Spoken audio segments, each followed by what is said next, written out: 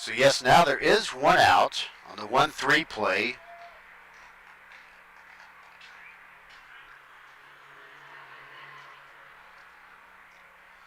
But we have 5 runs in this inning. Take the lead 6-5. There's one out. Runner at second. Throw back to second.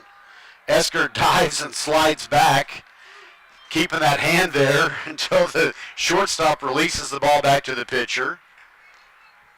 Count 1 ball and no strikes for Merritt J. Merritt J's 2 for 2 at the plate. He scored 1 run. So let's see if he can keep his hitting streak alive. There's a looper. It's going to be a base hit in left field. He's 3 for 3. Esker comes around. He's going to the plate. The throw is cut. And Esker scores. Scoring on Merritt J's 3rd hit of the game is Jake. Look at that. Esker go. The next batter is number 4, Matthew Clark.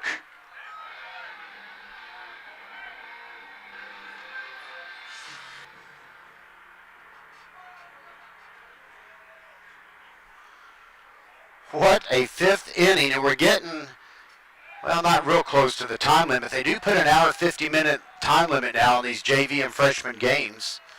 We're at about an hour and 36 minutes or so, depending if they started the clock right at 7 o'clock. But if we can hold this lead now at 7-5, I believe that pitch missed for ball 1. Sun setting. Fielder having to shade his eyes. The third baseman still having to shade his eyes. Throw back over to first, nothing doing. And it's 1 ball and no strike still. Ground ball that goes foul.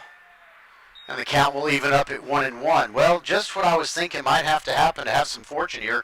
We wore out the starting pitcher, made it through the second pitcher, and now the third pitcher is struggling some, the sidearm pitcher, Colby Nunn, for 6 runs, 1, 2, 3, 4 hits, plus a hit batsman, Hoogerworth, that started off the inning.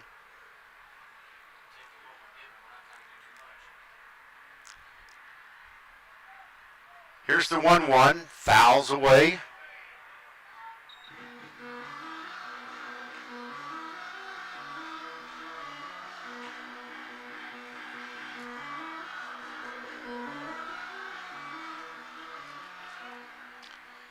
Pitch over to first base, not in time. Merritt J easily steps back.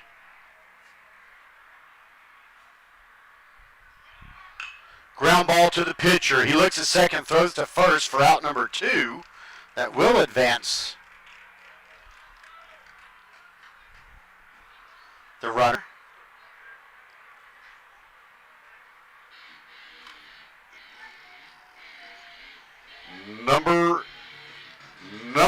Number 8, Cade Hoogerworth.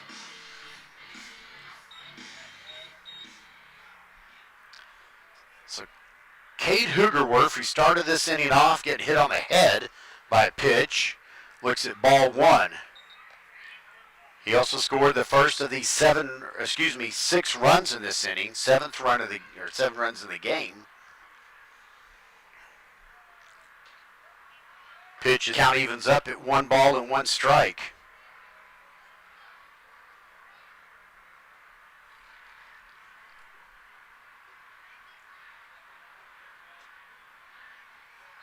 Runner's gone. They throw behind him. The throw goes into center field. Merritt J goes around third. He'll score.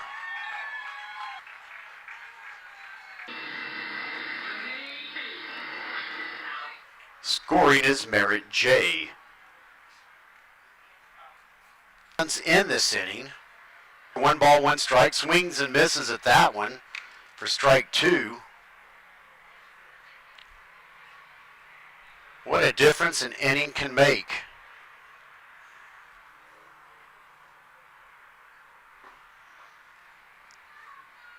Here's the 1-2.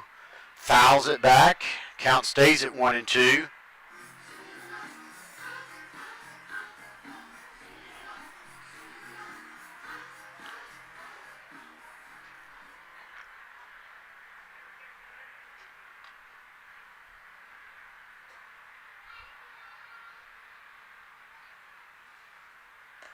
Swing and a miss for strike three. That ends the inning, but not before we get 7 to take the lead 8-5. We'll be back.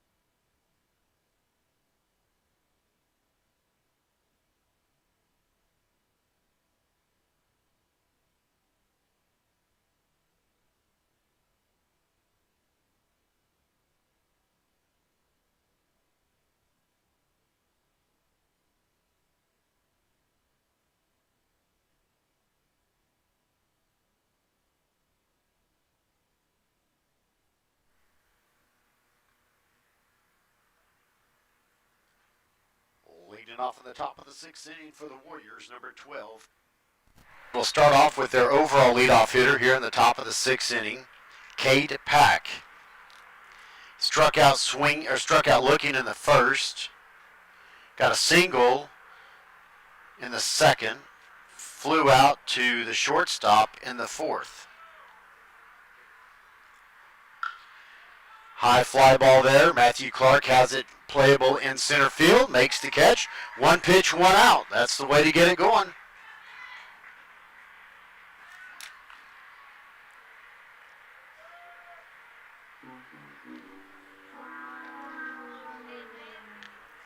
The next batter is number 9, Jordan Calbert. So Jordan Calbert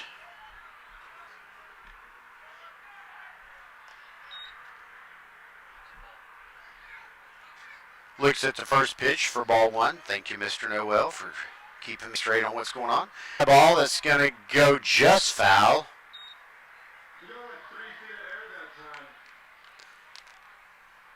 And the count evens up at 1 ball, 1 strike. Throw back in over Fernandez's head, over his glove.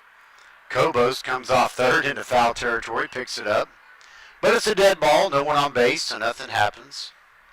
And we've got 1 ball, 1 strike, 1 out. Nobody on. Top of the 6th, Vikings have taken the lead 8-5. Curveball just misses high for ball 2.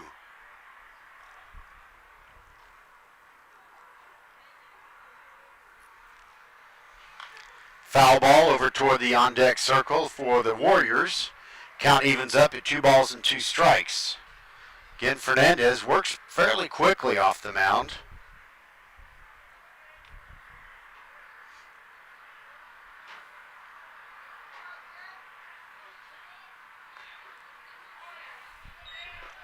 That pitch hits the batter. So we do have a 23.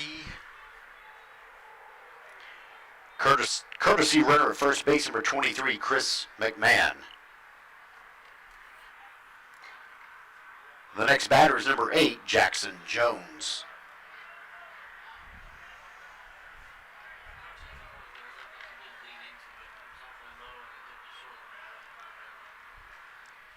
Yeah, it did look like he might have kind of leaned into that a little bit.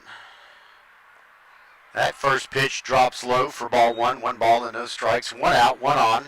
We are in the top of the 6th inning, getting towards the end of regulation time.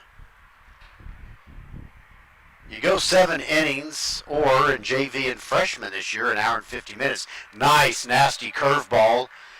Hits the strike zone. 1 ball and 1 strike.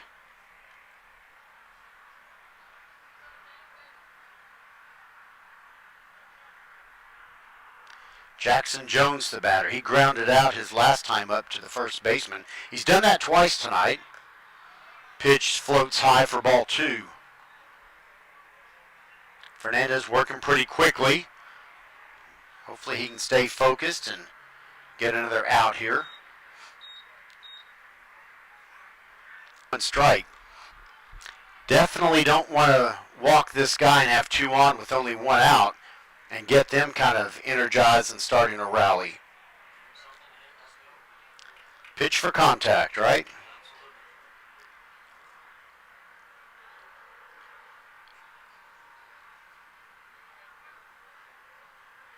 Here's the 3-1. It's low. He gets behind Frawley, but not far enough to make any difference. Now there are 2 on. Neither one of them has gotten a hit batsman and a walk. There's 1 out. Now Coach Kelly is going to come out to visit with Javi Fernandez. Frawley will come to the mound. Probably kind of giving him an idea, look, hey, just kind of slow down, take your time. Don't get in a rush, keep your control. You've been throwing some good stuff this game.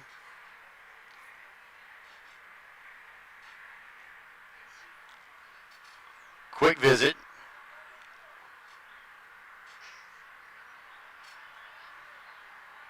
And now with 1 out, there's 2 on.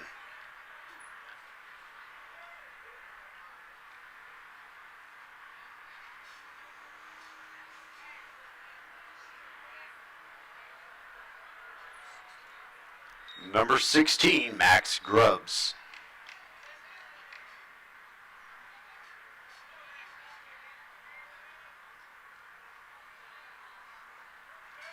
First pitch gets in there for strike 1. So whatever Coach Kelly came out and said, we'll say it had some immediate effect as first pitch strike for Javi.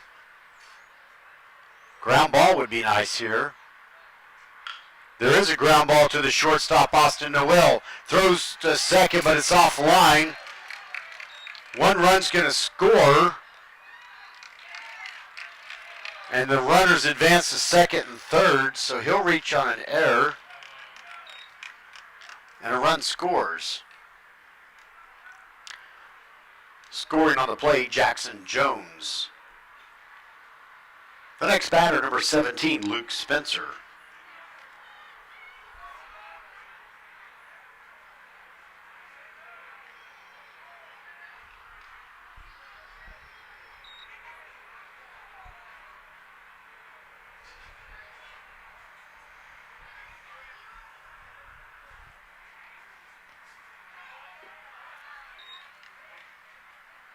First pitch misses, ball 1. Well, the Vikings, if they can just hold on and get out of this inning, I think they'll have this game on the time limit. That pitch sails high. It was supposed to drop in, but it didn't follow directions. Ball 2, 2 balls and no strikes.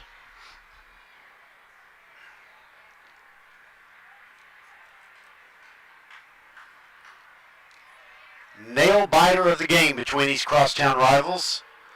Pitch is inside, causes Spencer to kind of tiptoe and take a dive back, sort of, or take a lean forward, and his feet go back. The count now is 3 balls and no strikes.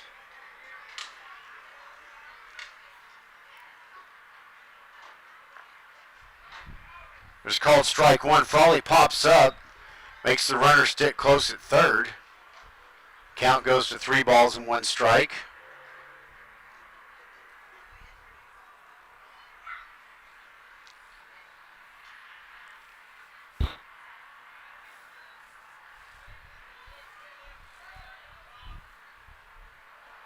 And there's ball 4 that loads the bases.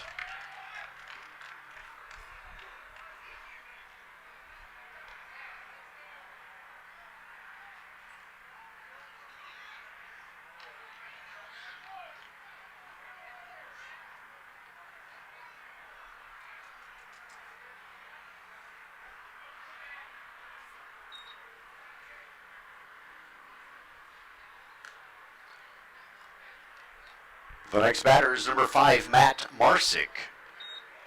So Matt Marsick looks at a first pitch ball inside. Javi trying to regain his control.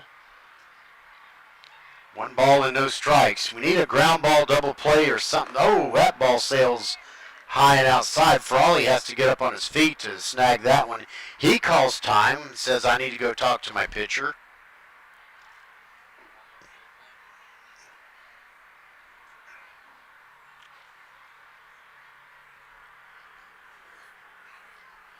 Matt Marsick, his last at bat in the 5th, he got a single, was stranded with the bases loaded.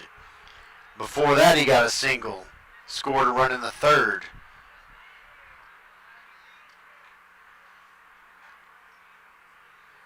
Walked in the 2nd, scored.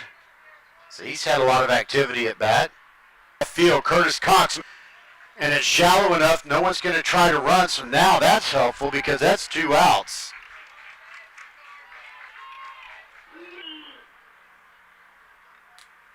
So someone who had been pretty hot at the plate doesn't get on base. Number 20, R.J. Cooper. So the tall left-hander R.J. Cooper comes up to the plate with now 2 outs and the bases loaded. Can only imagine the butterflies in Fernandez's stomach on the mound right now. I've got him and I'm up here just talking. First pitch was going to be a strike. He fouls it back into the parking lot and it's no balls and 1 strike. So this tall drink of water, the left-handed R.J. Cooper, he reached on an error in the 5th, was stranded. 3rd, got a single and scored in the 2nd. Pitch is just outside and strike.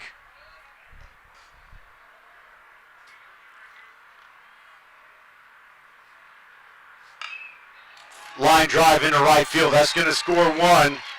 Hugerwerf makes the throw in. It's cut by Esker. Holy cow. Esker cut the throw. Frawley was set up. Some scores and grubs. That situation.